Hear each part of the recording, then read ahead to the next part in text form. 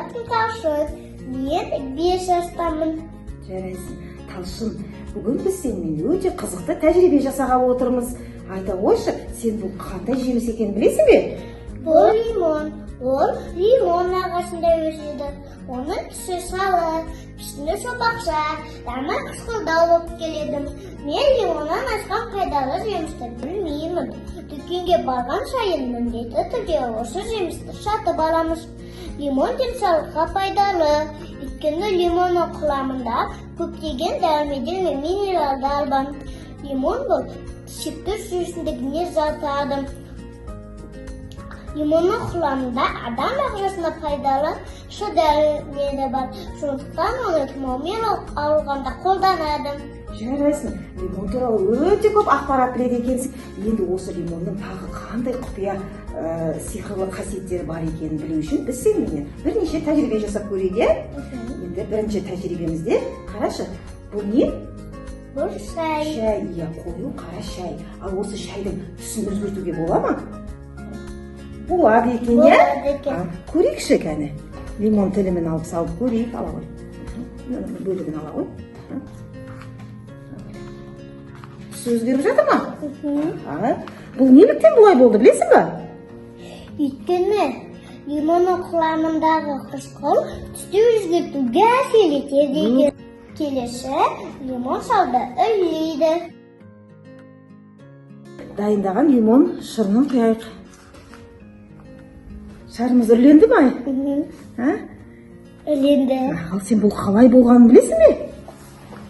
Өйткені сода мен лимон қышқыл араласқанда көмір қышқыл газы пайда болады екен. Ол шалды үрлейді. Жарайсың, көмір қышқыл газы мен осындай реакция пайда болып, көмір қышқыл газы біздің шарымызды үрледі, иә? Жарайсың. Ал енді Талшын, сен сурет салғанды жақсы көресің ба? Әрине жақсы көремін. Жарайсың. Ендеше біздің келесі тәжірибемізде біз құпия хат жазатын боламыз. Қағаз бетіне міне лимон шырынын алдын ала міне дайындап қойдық. Осы лимон шырынын пайдаланып, біз қазір таяқшалармен сурет саламыз. Өз қалаған суретіңді салсаң болады. Таяқшаны лимон шырынына батырып, сурет саламыз.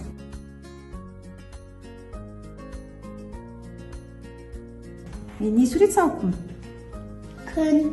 Ал сен гүлдің суретін салған екенсің, иә? Жарайсың, міне осындай құпия хатты ыстық от арқылы біз лимонның шырын пайдалана отырып сурет салдық, иә? Ал сен бұның қалай болғанын білесің бе? Лимон шырыны ол органикалық зат. Отты нәрсенен органикалық заттар қалыңғыналады. Ендеше осы лимонның пайдалы сусын жасап ішейік, иә? Ол үшін бізге салып қасықпен бір қасық бал салайық. Бал пайдалы, иә? Лимон да өте пайдалы. Өзің жаңа айтқандай С дәрумені бар екен құрамында, иә? Енді осы екеуін қосып, біз осындай дәмді әрі пайдалы сусын жасадық. Дәмін көреміз ба? Кәні?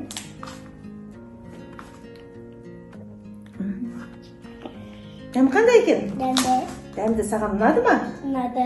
Ендеше осы сусынды біз достарымызға да ұсынайық, иә? Пайдалы сусынды. Ал енді айта қойшы, бүгін бізге жасаған тәжірибе саған ұнады ма? Әрине ұнады.